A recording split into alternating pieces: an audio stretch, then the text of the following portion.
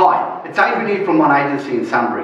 Today I've got Braeden with me and we're here to answer some of the questions that you've put before us over the last week or so. We know there's been a lot of change for both landlords and tenants, so I want to answer a couple of the questions. Now Braeden, Michael put this question to us. He said, what if my tenant refuses to pay rent? Well, there is a government rent relief package of up to 2K for complying tenants. First, the landlord and the tenant have to negotiate a rent reduction or a reduced amount. Once they've done that and they're still spending 30% or more of their living expenses towards rent and they have less than $5,000 in their savings account, they'll go to step 2 of that process. Okay, so what's in it for Michael as the landlord? Well, for Michael as the landlord, he can also get land tax relief, up to 25% of his current bill, and he can defer any remaining amount towards next year's account. Great. Now, there's also been a bit of confusion, and this question got asked a number of times. Property inspections. Tell me a little bit more about it. Tanya wanted to know, were property inspections still allowed? They are definitely still allowed. The tenant does have an obligation to let the landlord through, provided you give them the right amount of notice and you adhere to all the procedures currently due to COVID-19 that you have to do. And if alternatively, if the landlord's happy for us, we have an app that allows the tenant to send us back a detailed report with plenty of photos, and we can then forward that on to the owner. Great. So generally speaking, 24 hours notice? That's the notice of entry is 24 hours of notice, yes, correct. Now Lewis put this question to us. Can a landlord still evict a tenant? That's a very good question. Yes, they can, but not for non-payment of rent. So there's a 6-month moratorium on non-eviction due to rental arrears, but they can still be evicted for things like damaging the premises and other things that are outside that scope.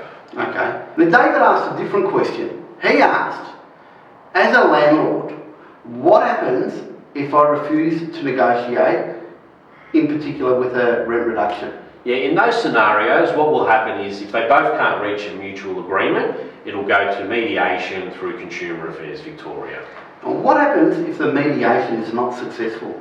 That could also happen. If it's unsuccessful, it'll then go through to the Dispute Resolution Centre, who'll have the final verdict and provide an outcome. Alright, so there will be an outcome at the end of the process? Definitely there'll be an outcome at the end of the process. Okay, great. Now, the current market, let's talk a little bit about that at the moment as it actually stands. Today's Monday. Yep. I know that we've got very low vacancies. Yeah. So tell me a little bit about the current market and what you're seeing. The current market, well, just for example, we had a family from the city. They're looking to relocate. They're both still working from home, and we're looking to place them in the Jacksons Hill area. What sort of property are they looking for? 3-bedroom, 2 bathrooms. Great. What about, I know I took a phone call over the weekend. We had another family there. Yeah, they're actually building, and their building is going to be complete in about 18 months. They're looking in the Rosenthal area. Right, so what you're saying is that we've still got quite a few active people actually looking to even come into the town. We've actually seen more of that, people that are probably looking for a lifestyle change, been bottled up in the city for a long time or for whatever reason, but they're starting to come out and look at larger homes for the same amount of money.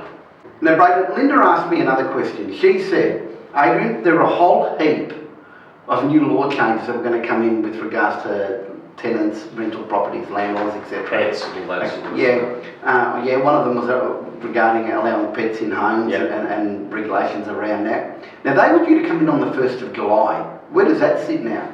It's still in the pipeline, but they're not going to bring that out to Jan 2021 now. Okay, so they've just pushed that back? Just pushed it on hold. I think there's more pressing issues, but it will be revisited at a later date. Right.